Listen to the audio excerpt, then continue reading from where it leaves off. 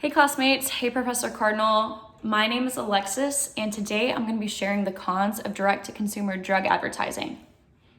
And I want to start off by saying you can't sit down and watch a sporting event or any sort of game without seeing an advertisement attempting to sell you a cure.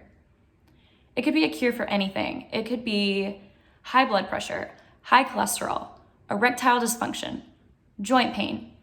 The list goes on, but really they're trying to sell you a cure. They're trying to grab your attention.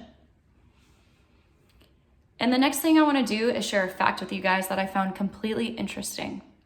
Worldwide, every country except for the United States and New Zealand has already banned drug advertisements directed to consumers. I just thought that was super interesting and I wanted to share it with you guys.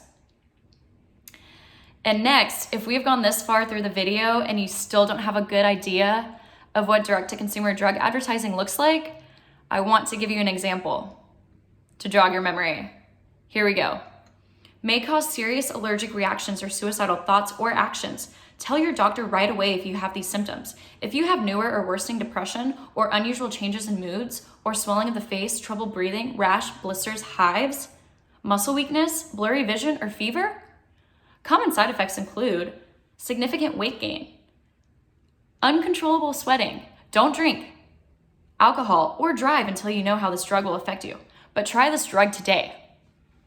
Did I make a slight joke out of it? Yes, I did, but it's true.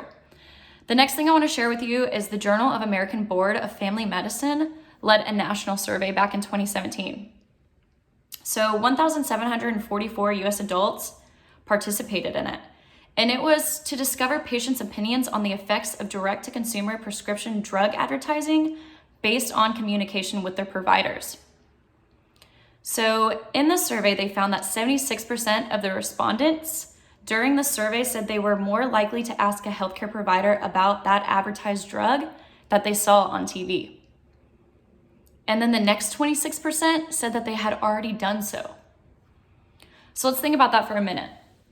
Among the 26% of respondents who talked to a healthcare doctor or a specific prescription drug that they saw advertised, they spoke to their doctor about, that means 16% said that they had received a prescription drug for the advertised drug. With that being said, 16% of these adults were prescribed the drug they spoke to their provider about. In my opinion, I think they should be questioning their provider's best interest. I think that's insane. So also in my debate paper, I talked about a journal, and in this journal, drug makers harmed and violated the American ethic of truthfulness.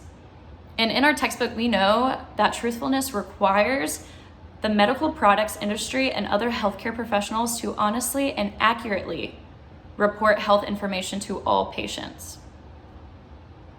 People always say the truth hurts, and it can, but it may also be beneficial to you and your health.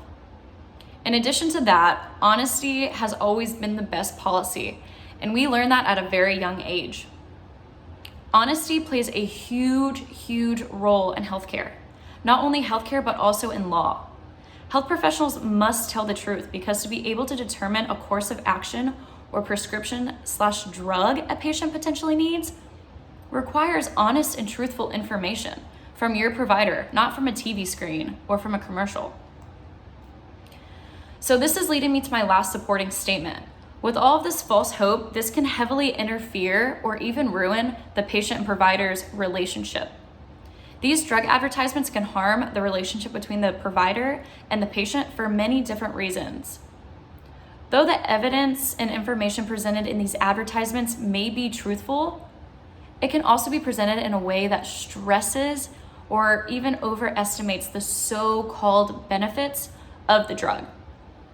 The broken promises that direct-to-consumer drug advertisements present can result in unrealistic expectations.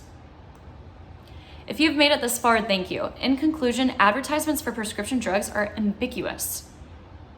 Direct-to-consumer drug advertising drives healthcare costs through the roof without actually adding health benefits. New drugs are much more expensive than a generic drug you can find at CVS or Walgreens. And they may do the exact same job. Yet cost is rarely mentioned in these advertisements. They never talk about the cost of the drug.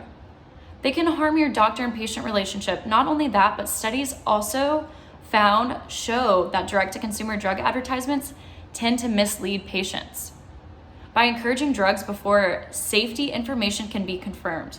This can lead to wasted valued appointment time and have overall increased prescription drug usage in the United States. So thank you for listening. This is what I wanted to present to you guys. I was excited to present it to you guys. This is cons of direct-to-consumer advertising.